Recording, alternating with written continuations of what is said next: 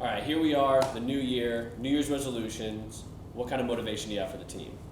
I mean, honestly, new year, new you. That's how I feel. And I feel like that so strongly, and I feel like I need to explain myself, because when we talk about new you, we're constantly talking about changing the way that you look, and we're coming from a negative space. So if you came to me and you said, my New Year's resolution is to work on being a happier human being, is to work on myself, who I am in my relationships and how I am as a partner, like, great, let's work on those things. Let's work on the qualities that make you a human being and maybe make you a better human being. But everybody, when we talk about a new you, is talking about changing the way that you look. And why? Especially now, which is infuriating to me. I'm literally shaking.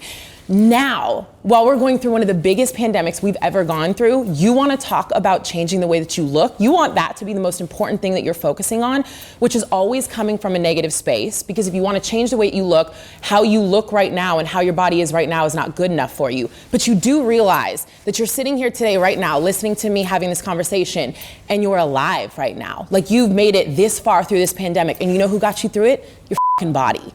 And you want to talk about changing the way that you look? Absolutely not. We're not going to have that conversation. So for me, I'm all about new year, new you. But you want to have a conversation about the new you being something else and redefining that? Let's have that conversation.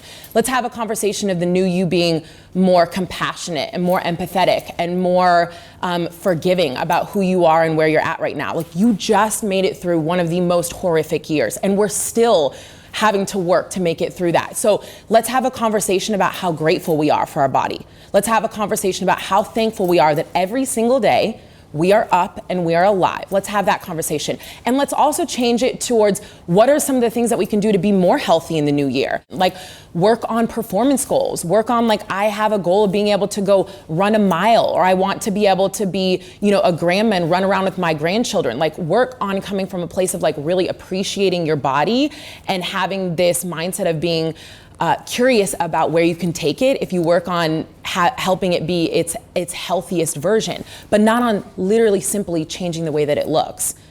Like, and this is why I come with, like, such passion, because I've been at such low points when the exterior of me was what people looked at as the definition of health. And I was the lowest I possibly could be. Like, I did not, at those moments, like, who knew if tomorrow was gonna happen, and be there. And so they don't go hand in hand. The way that you look does not say how healthy you are, point blank, period.